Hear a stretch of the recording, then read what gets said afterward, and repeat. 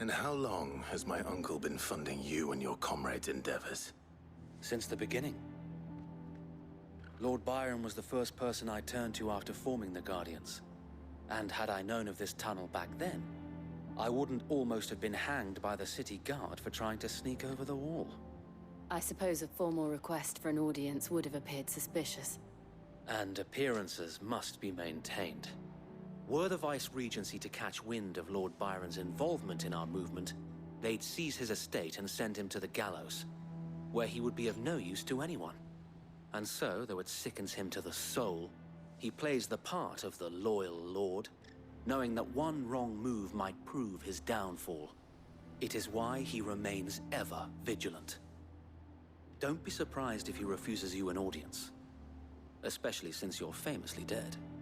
Then I will have to think of a way to prove that I am neither wraith nor wrongdoer. I might have something which could help with the latter. It's the mark of the Guardians. Display it, and those who love Rosaria will know where your loyalties lie.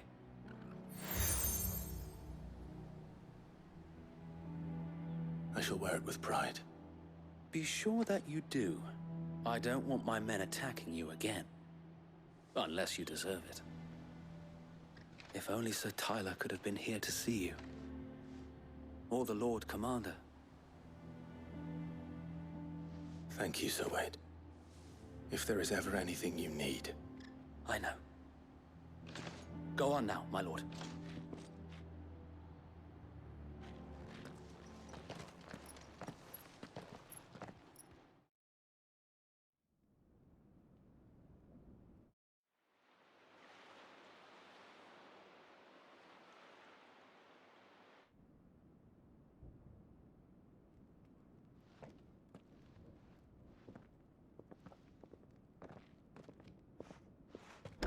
How accommodating. Do you really think they believe we are who we say we are? Not a chance.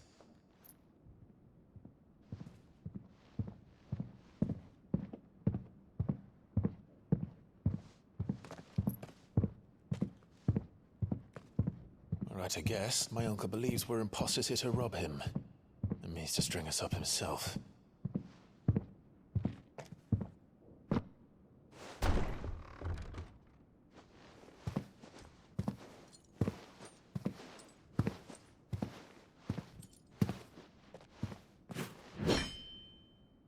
Imagine my surprise when I was told my nephew had come to visit.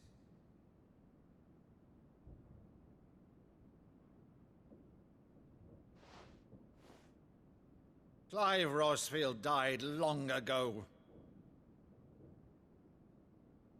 And for uttering his name here, you shall pay with your tongue!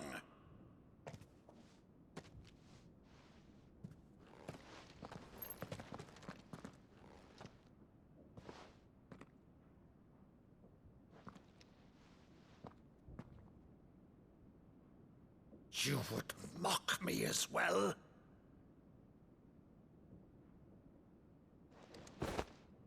It is I, Sir Crandall of Camelot, loyal servant to Her Serene Holiness, Saint Sybil the Unshod. Meadow, thou vile sorcerer, for thy crimes against church and crown, I shall have thy head.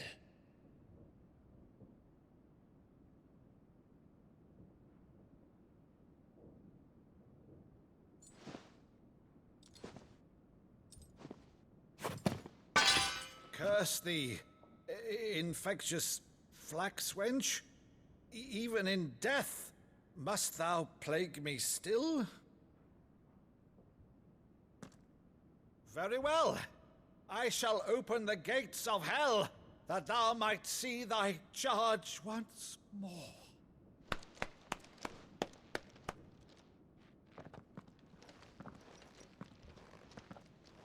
Bravo, Uncle. You're still the finest Meadow in the twins. Oh, Clive, my dear boy, it's really you.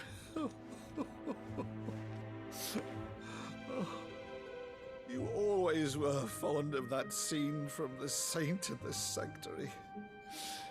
Never did let me play Sir Crandall.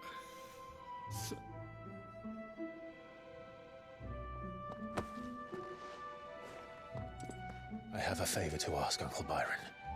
Rutherford, inform the kitchens. There'll be guests. We dine immediately. But, Uncle... You can't very well regale me with the tale of your miraculous preservation on an empty stomach. Go on, sit.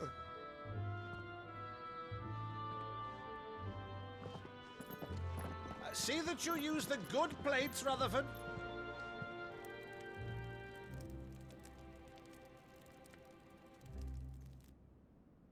So you arrived late to one of her cullings, did you?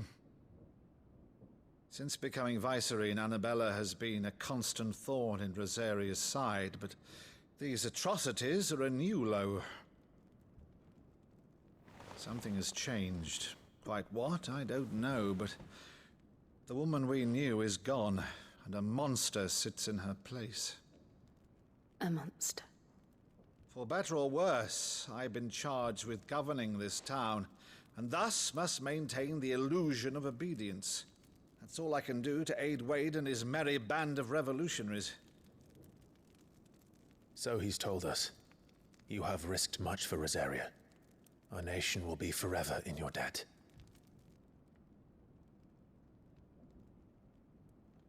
It has been 20 years, Clive. The nation your father and your forefathers fought to defend is no more. Perhaps it would be otherwise had I the courage of my brother.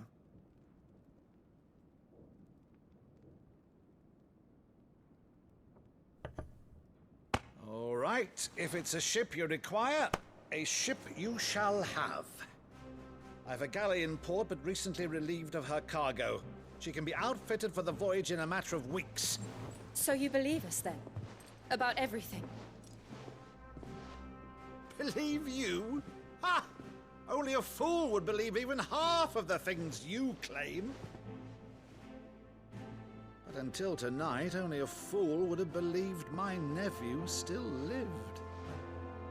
And besides, I have it on good authority that Clive is telling the truth.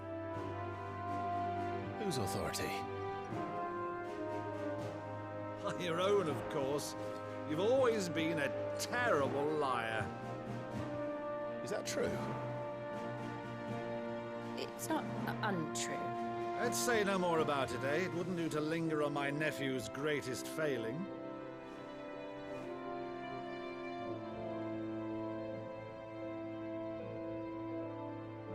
The one thing I cannot believe, though, is all this about you being Sid. You were always such a good boy, but now you're quite the outlaw. Which, if I'm not mistaken, would make me an outlaw's uncle. Right then, who shall we pillage first? Rutherford, fetch me my cutlass. This will be fun.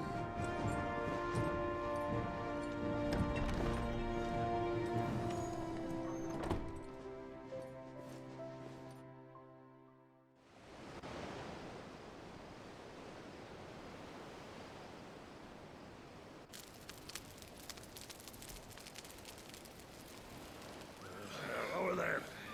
Go on. She's a fine ship, isn't she? Once outfitted, she'll bear us across the boiling sea to Drustinus in the space of 3 days.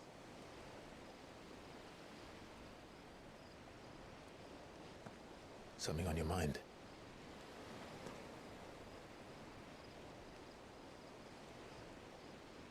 Monsters. When I served the Iron Kingdom, I did so because I saw no other choice. Because once they learned that the lash would not move me, they turned it on those who could.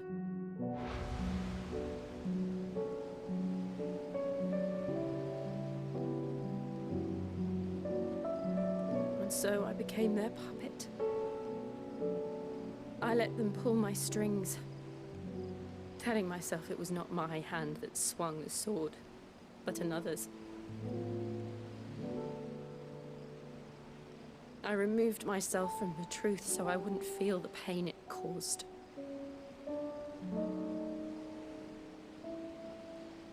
And before I knew it, I no longer felt anything. Anything at all.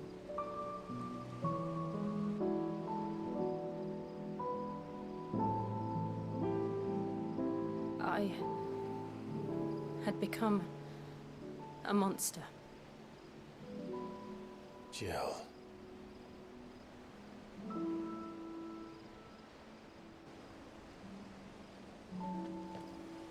I don't want to be a monster, Clive.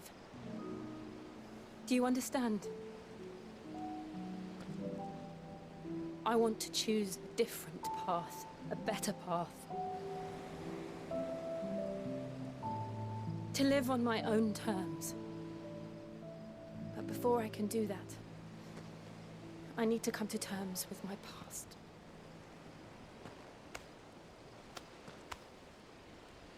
And when you do, I'll be standing there with you, just as you stood with me.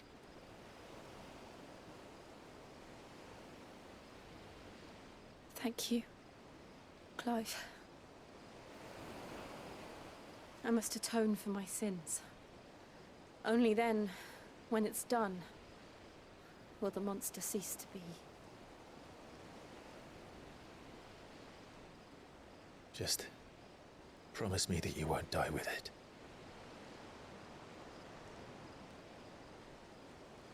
Now, let's get some sleep.